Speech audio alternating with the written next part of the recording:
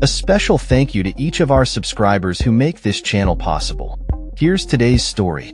As the world watches with bated breath, U.S. President Donald Trump and Russian President Vladimir Putin are set to meet in Alaska this Friday, marking a significant moment in the ongoing geopolitical saga between the two nations.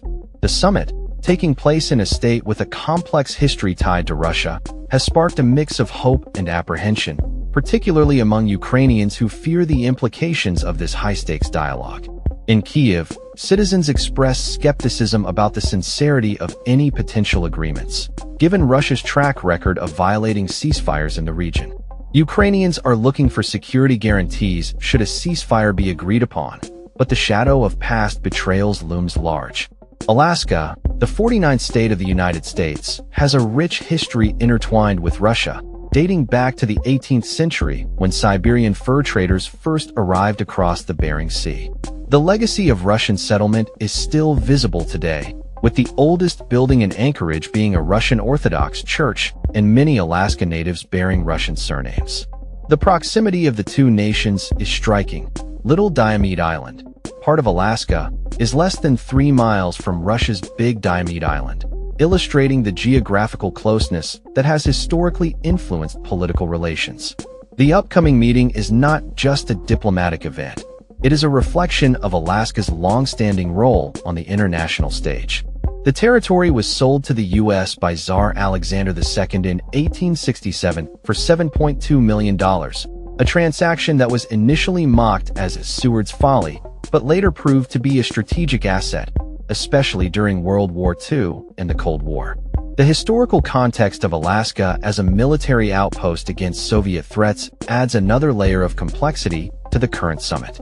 The meeting is particularly poignant as it comes at a time when sentiments towards Russia and Alaska have soured dramatically since the invasion of Ukraine in 2022. The Anchorage Assembly has unanimously voted to suspend its sister city relationship with Magadan, Russia, and the Juneau Assembly has expressed concerns to its sister city of Vladivostok. Activist groups such as Stand Up Alaska have organized rallies against Putin, highlighting the local resistance to Russian aggression.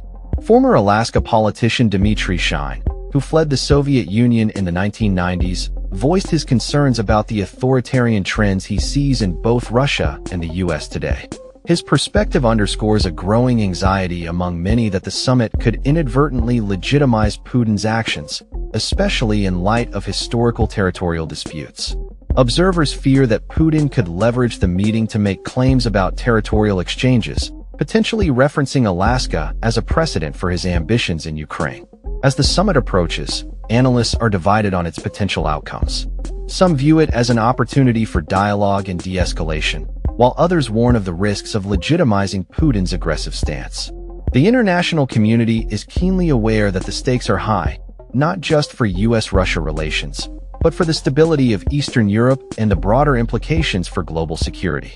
In conclusion, as Trump and Putin prepare to sit down in Alaska, the world will be watching closely.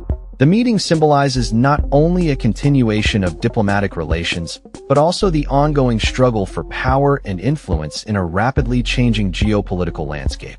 With the eyes of millions focused on the outcome, the question remains, will this summit lead to a path of peace, or will it exacerbate existing tensions? Only time will tell as the leaders of two powerful nations engage in what could be a pivotal moment in history. That's all for this story.